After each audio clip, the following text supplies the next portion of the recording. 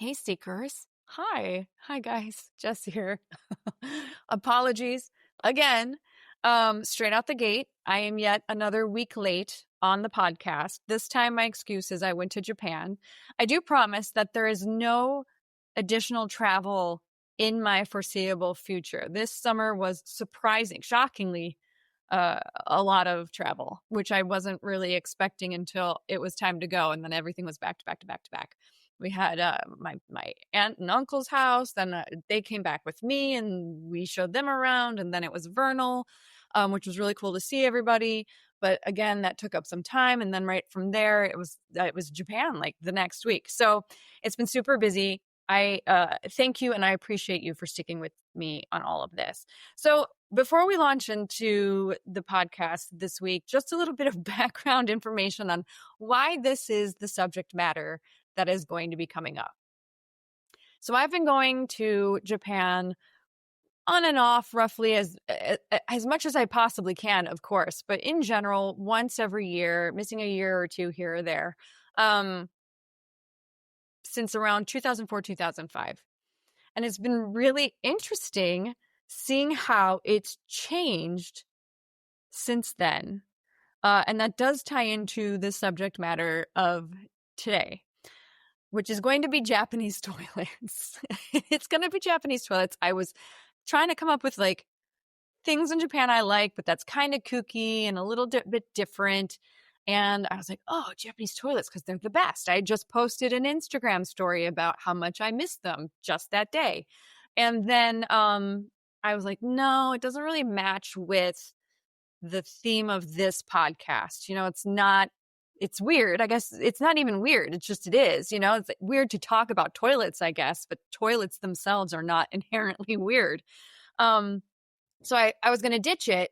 And then I was talking to some of the Patreon members the other day when I was posting a blog post, and they've convinced me to run with it. So you guys are getting what you asked for. We're going to talk about Japanese toilets, and I'm going to give you, before we start the official podcast section of this, my personal experience with them. So back in 2004, 2005 time era, it was really common to walk around, especially at major intersections, and people would hand out to you, they still do this, but not so much, but they'd hand out to you a pack of like small tissues with some sort of advertisement, whether it was for a bar, restaurant, club, whatever, shoved inside. And you would take that because that was your toilet paper potentially for the day, because almost none of the public restrooms offered paper. And especially for public restrooms that were in parks and things, those were the old school squat toilets. There were a few restaurants, really old restaurants or old bars or old arcades that would also have squat toilets. So you were definitely on your own there. And then if you wanted a fancy Toto-esque toilet, which we are going to talk about in a minute, the best way to kind of maneuver that was there was a couple of Starbucks that you could maybe go to. And then you could also try and sneak into the bathrooms at the mall. But those usually had a huge line because obviously people, locals and stuff, knew that was the nice toilets as well. And if they could go there and use them, that's what they would do rather than go outside and use like a standard public toilet in a park. So that has changed. A lot of things in Japan have changed, but that is one of the most significant since we're talking about Japanese toilets then and now, and for the podcast today. And it's interesting to think that I was part of this history in a sense, in a way. I saw the adjustment over the course of so many years from like a lot of public squat toilets, and maybe you get a Western style one here or there, but you would actually memorize where they were located during your trip, to now they're everywhere. And those paper passer outers don't really exist anymore because everybody provides paper. And yeah, it's interesting. So with that being said, let's get into it.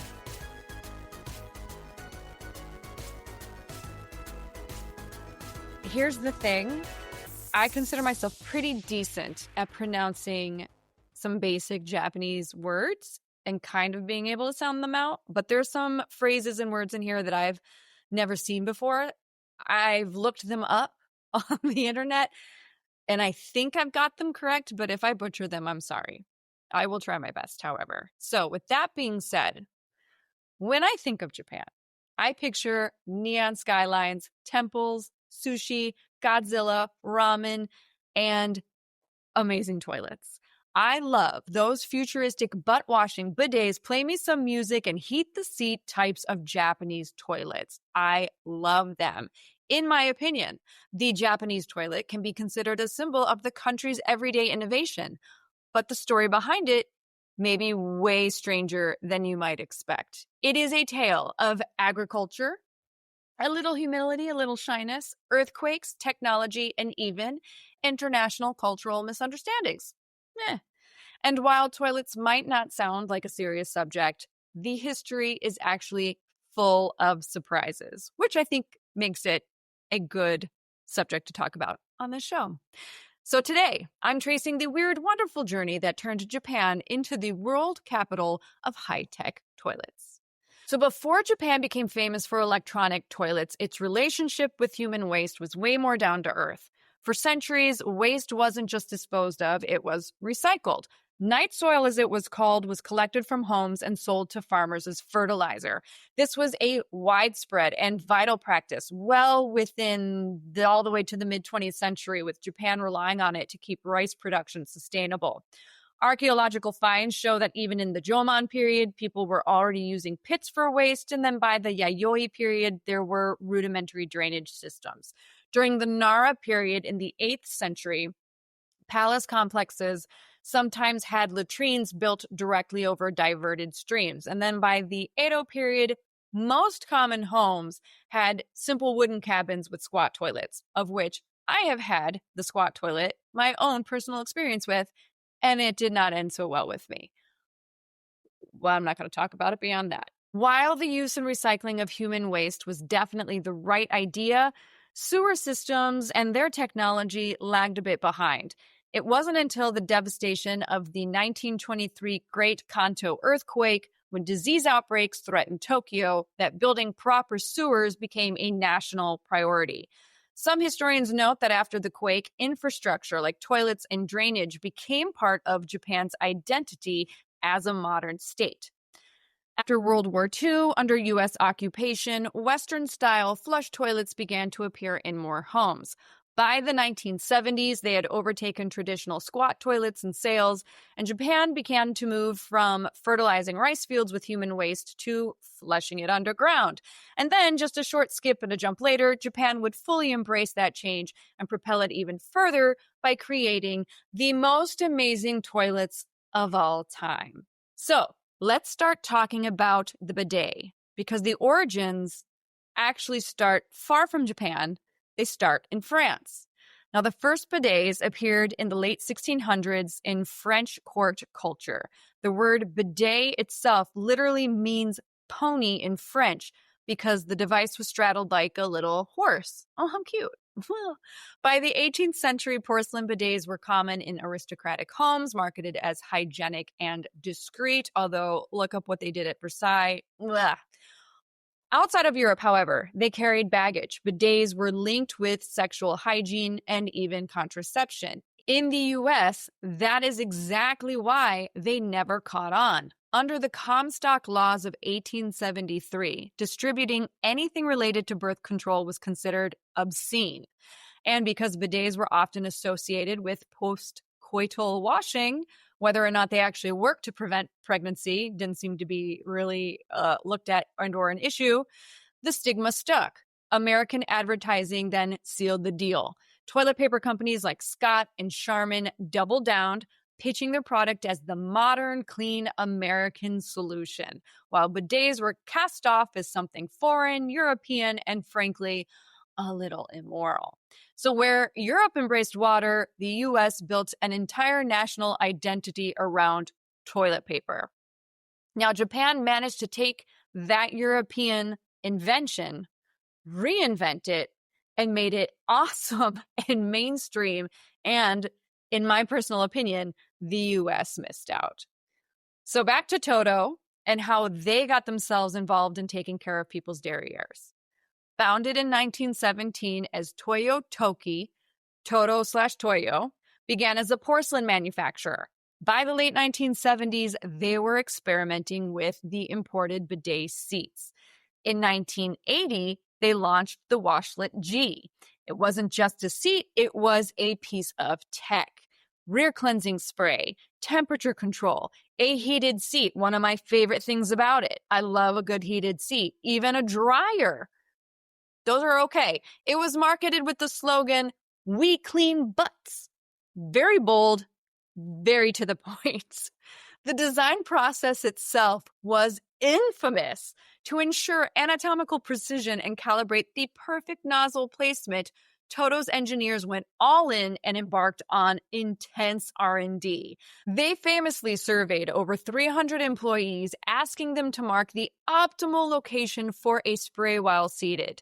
The lengths that they went to for anatomical data have since become part of the company's legend, and some often repeated, though unverified, accounts even suggest data on female averages was gathered in more unconventional locations. Toto supposedly looked beyond the office. Stories float around about measurements being gathered in hospitals or even public bathhouses. Whether that is fact or just myth, what's clear is that the engineers took some very unique routes to make sure their product worked for everyone. Regardless of the exact methods, the goal was achieved. Anatomical precision designed to hit the right spot with a precise, warm spray of water. The nozzle itself was engineered to extend, spray at a calculated angle, and then retract to self-clean. Toto even patented systems to prevent backwash contamination. By the 1990s, new models offered remote controls, deodorizing systems, and automatic lid lifters. Some even play music or pre-spray the bowl with a mist to prevent waste from sticking. However, one of the strangest cultural innovations tied to Japanese toilets, especially for tourists, I think this is the thing that stands out to them who encounter them for the first time while they're traveling, isn't necessarily the spray and the cleaning. It's the sound, the music. For decades, people in public restrooms would flush repeatedly to mask the sound of their poo and pee, thus wasting water. The solution, and this is the word that I couldn't find on how to pronounce, so forgive me, was the Otohime, the sound princess. It was a device that plays a fake flush sound with the push of a button. Introduced in the 1980s, Otohime quickly spread through restrooms. It saved on water, it reduced embarrassment, and it became part of everyday etiquette. Toto frames it as an expression of Japanese hospitality, protecting privacy in a polite way. The Otohime is a perfect example of how Japanese toilet culture doesn't just solve technical problems, it also solves social ones. By 2016, surveys showed that over 80% of Japanese households had a bidet function toilet. I had actually imported one from Japan. It was just the top, and when I moved, did my heart break. Crushed. I don't have one of those anymore. Anyway, we can maybe potentially get into that later on. Because of the toilet's popularity, features began to multiply. You gotta have more innovation to push more out the door. That's when you started getting your heated seats, warm air dryers, deodorizing systems, and electrolyzed water sanitizers. But with the innovation also came confusion. Tourists faced a panel of buttons with lettering that they couldn't read. Stories of travelers spraying themselves or the floor were common. Have I pushed the wrong button on occasion? Yes, I have. Hotels would actually sometimes even hand out instruction cards on how to use the toilets in the rooms. Finally, in 2017, Japan's toilet industry gathered together and agreed on standardized pictograms for basic functions like rear wash, front wash, bidet, flush, gentle, stop. But despite all of this, high-tech bidets aren't always coming up smelling like roses. What I consider to be the most perfect invention to ever be developed by man have had doctors raise some concerns. Some proctologists have noted that overuse of the bidet spray could cause irritation or even dependency, a condition sometimes nicknamed washlet syndrome. If the muscles rely too much on the spray, natural evacuation can weaken. Here's the thing. The spray is just to, here's where I get lost on this, because the spray is technically just to clean your derriere. It's not to shoot the poo off of you, you know? So why would your muscles weaken unless you are literally just sitting there letting the water do all the work, which I suppose is a possibility. Anyway, there you go. Washlet syndrome. Who knew? Who knew? Not me, not till today. There's also a debate about whether the spray disrupts the body's natural flora, particularly in women. Listen, guys, it's a self-cleaning oven. You don't want to mess with it too much. It knows what it's doing. So, because of all of this, some physicians have recommended using the lowest pressure and not relying solely on the bidet for hygiene, which seems like an obvious choice. Of course, Toto was on top of all of these concerns the minute they made themselves known. They responded by designing softer spray settings, the self-cleaning nozzles that we've mentioned before, and hygiene certifications. Still, it is a nice reminder that innovations almost always have trade-offs. Now it is clear to you that Japan and I treat its toilets with a seriousness that may surprise others. It's fine. So, let's just take it a step further. Toto has even built a museum in Kitakyushu to showcase the history of sanitation and their washlet. Exhibits range from early chamber pots to prototype electronic seats. And had I known about it before researching this podcast, I would 100% have gone there while I was visiting last week. Of course, it doesn't stop there. Every November 10th in Japan, or at least in Tokyo, is Toilet Day, chosen because 11:10 resembles the Japanese wordplay for good toilet. This is the day that Japan takes a moment to literally celebrate restrooms. It's not a parade kind of a holiday, but the industry and the cities use it to spotlight design and sanitation. In Tokyo, for example, architects have been commissioned to redesign public restrooms into stylish, transparent, and/or futuristic landmarks as part of the Shibuya Tokyo Toilet Project. In past toilet days, media outlets have even led tours on to these designer bathrooms, and one time a famously over-the-top public toilet complete with gold-painted ceilings, bridges, and a little garden became the star attraction. I have not seen any of these, but I would love to. I've actually only seen and possibly follow and I can't remember the name of it off the top of my head, but there's an Instagram account that posts all the amazing Japanese toilets that are out there. Look it up. It's awesome. So, while most countries ignore toilets, Japan elevates them, marking the date each year with a mix of civic pride, design showcases, and the occasional tongue-in-cheek celebration. And I probably should have come up with a better phrase for that, but did you see what I did there? So with all of this innovation, what could possibly come next? Some experimental models already include sensors to analyze urine for health conditions, which I think is genius, monitor hydration, which is pointless for me because I don't really drink that much water, or connect to apps, which I don't get unless it's like playing a game or something. Others use advanced coatings to repel waste without chemicals, again, A+. And while Japan has embraced these toilets, the US is still lagging far behind. As of the late 2010s, only a small percentage of American households have any kind of bidet. Ironically, it took the great toilet paper shortage during the height of COVID for many Americans to finally even give them a try. And listen, I'm not going to just pick on the US either. Here in the Netherlands, there's a shelf built into their toilets to inspect your poop. And that's about it. It's like a dry little turdling looking up at you. We could be living in a toilet wonderland, but we're not. And I find that highly, highly disappointing. So overall, what does the history of Japan's toilets tell us? I'll tell you what it tells us. It tells us that the things that we take for granted, the most ordinary and basic human needs in life, are shaped by culture, technology, and sometimes a little bit of embarrassment. So the next time that you sit on a plain old toilet, think about the hidden history of what could have been. And if you ever get a chance to use a bidet-style Toto toilet in Japan, just know once you've experienced it, going back to paper may as well be like traveling back to the Stone Age. It's just never gonna be the same. It's just not. It's just not. Thank you guys for all listening or watching today's A Culture Shock podcast.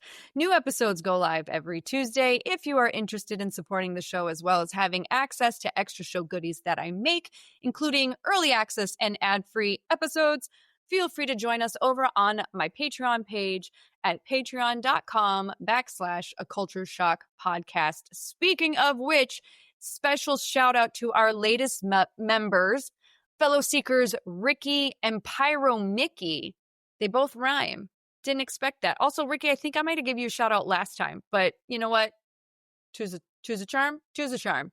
Thank you guys both for joining us over on the Patreon and helping to support the show. I am your writer, your host, and your editor, Jessica Chobot. You can find me across most social media pages, but I am the most active over on my Instagram.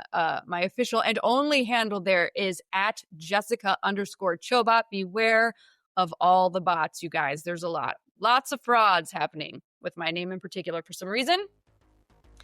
This has been A Culture Shock. I promise you this was not a Toto toilet advertisement. This has not been sponsored by them. They're just the most well-known and the ones that I have had, and so it got brought up. And they also have a museum, so there you go. But thank you again. Oh, this is a horrible outro. Thank you again for getting weird with me today. Until next time, toodles!